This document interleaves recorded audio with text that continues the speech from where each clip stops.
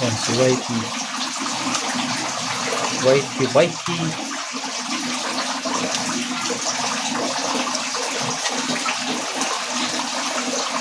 Kakain na muna. Kaso lang, medyo maulan ngayon. Kaya hindi siya makakalabas. Hindi siya makapagpainit. Ganyan siya kumain. Kinakalat niya muna. Pagkatapos niyang ikalat, tapos doon siya sa may pinagkalatang kumain.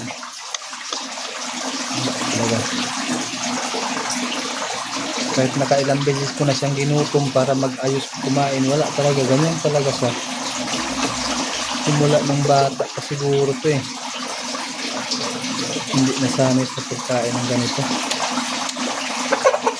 Although sinanay ko naman ang sinanay na ganyan, makala talaga siyang kumain.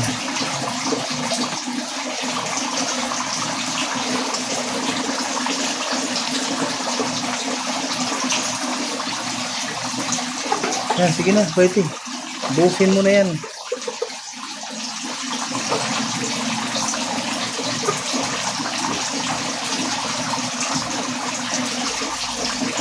Tumayak eh. Simula nang nagkakasta siya na nagkakasta.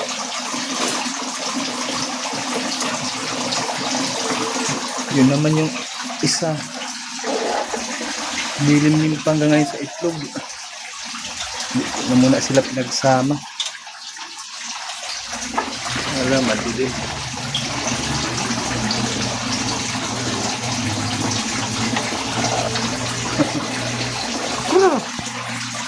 Madilim, di kita. Madilim sa itlogan niya.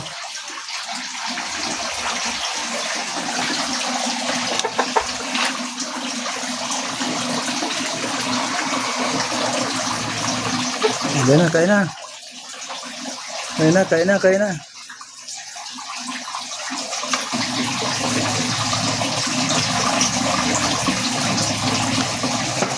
Pagkatapos kumain, vitamins na naman.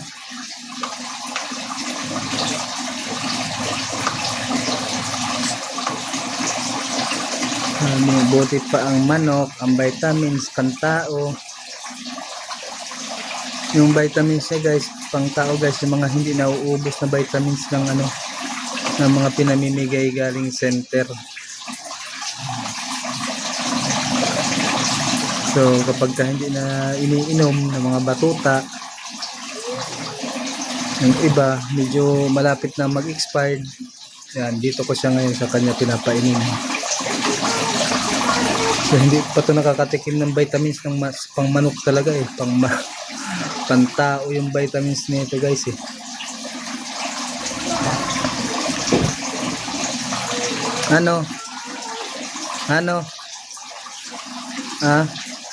Pag ilalaban to, malamang pusta na kayo sa kalaban nito kasi wala talaga tong training, walang practice.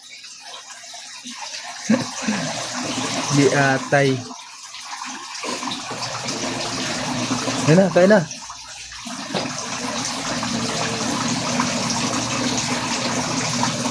Oh, hina naman kumain. Napurga naman. Kompleto naman ang purga. Siyempre ang problema, yung vitamins niya hindi kompleto kasi tuwing makakauwi lang ako, saka pala makakainom siya ng vitamins. Saturday and Sunday lang. Yun lang ang kapagkakaiba na ito.